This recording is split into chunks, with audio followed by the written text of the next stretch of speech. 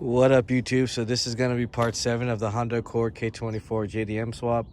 And today we're just going to be finishing up everything. But first we needed to install the new radiator.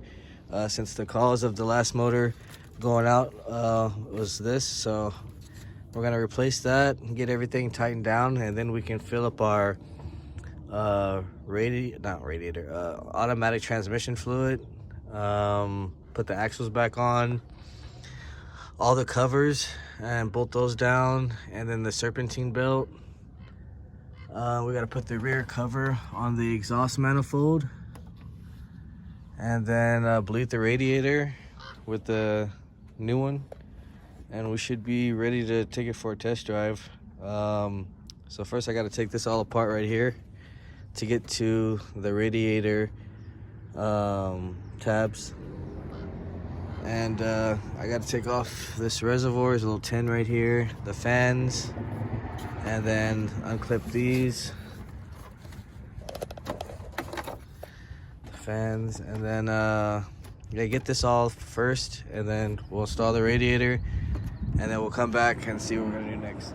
All right, so we got our new radiator basically prepped with the oil cooler lines or nozzles or whatever.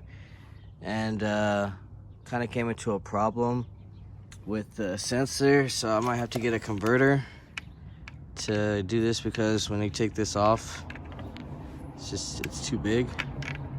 So I need something to convert this to make it smaller, hopefully. So I'm gonna go to the store, see if I can find that in a little bit. But right now I got the car all jacked up, so I got the serpentine belt on there. You guys want to see how I routed it? It's basically, see, you got top, alternator goes under, it goes to the water pump, which wraps around under, which goes under there,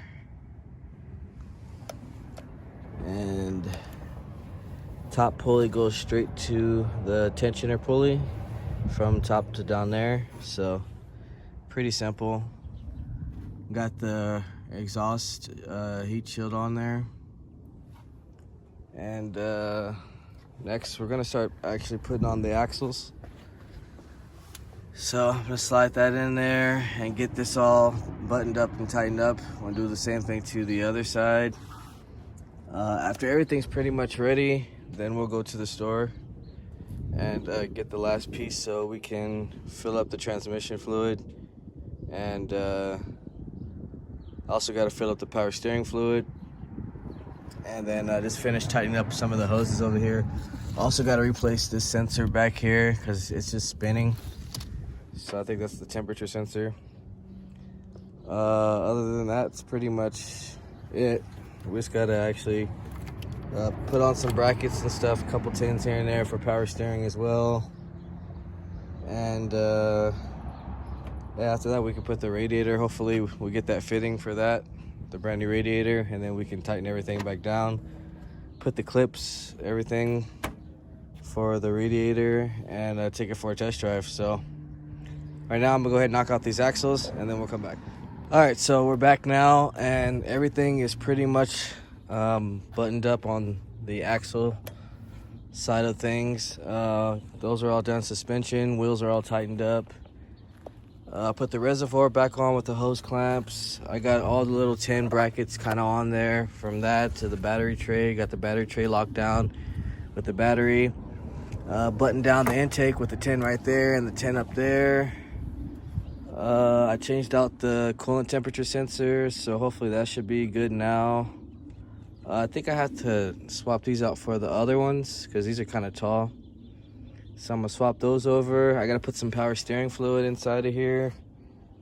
And after that, I believe I gotta charge the battery again. Probably just gonna jump start it though. Yeah, then we're just gonna go to the store and hopefully get that fitting, and then we can come back, put the radiator inside, button down the hoses, put some transmission fluid in here, and we should be able to take it off for a test drive. Hopefully, if everything is good, we should be able to go back today. So I'm gonna go ahead and go get this radiator adapter, and then we'll come back.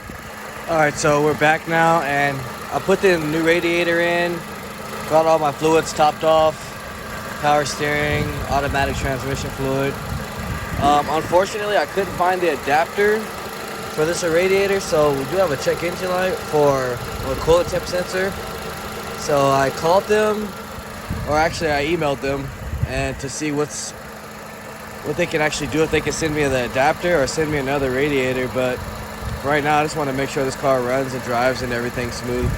We can worry about that later, as long as the car is running good. So right now we're gonna go ahead and just take it for a little test drive and to see how it rolls, and we'll come back and probably end this video. All right, so let's take this thing for a ride. So if you guys haven't been watching the whole series, this motor actually came from Redline Jdm. The first one I got from California Jdm failed. It was like locked up. It actually had water inside of it. They wanted me to take the water out, I guess, and put oil down the spark plugs to try to revive the engine. They ended up calling me back saying they ended up fixing it, but I don't think, you know, that's professional to be having to do work to an engine where, you know, they should be good if they're 50,000 miles. So I think that was just, you know, just a waste of time, and I won't be going back to JDM of California, unfortunately. They've done me wrong so many times. I know they had some good engines as well, but I would say it's more bad than it is good. So yeah, that's probably why I won't be going back to them. Plus, I've just been hearing some bad things even from customers I referred to get engines. They've been getting some bad engines as well. So not to put them down or anything, it's just in my experience, I don't think that I would be doing business with them anymore. This build took me a whole extra week for dealing with taking apart another engine, taking this motor out, etc., etc. So for people out there, I know how it feels to, you know, spend all this time and work and then have to do it all again. No, it's just not fun. So far, no overheating or anything. Just that check engine light for the coolant temp sensor, which will get fixed eventually. Just gotta figure out what we're gonna do. Right now it drives smooth, shifting really good. Should be a good daily driver. I think it might be for sale, so if anyone is interested, hit me up. I'm pretty sure the owner wants to get a truck or something now. He just wanted to basically fix this car back up because he wasn't getting the money he deserved for it as with the blown motor. So now that it's driving, we'll fix it, the check engine light. Like I said, I just gotta, that's the last thing, but I did want to see the car drive and everything and get the battery all charged up. So yeah, other than that, I believe this car is pretty much almost ready to go, besides the stupid sensor problem. But as far as it driving, it's driving really good.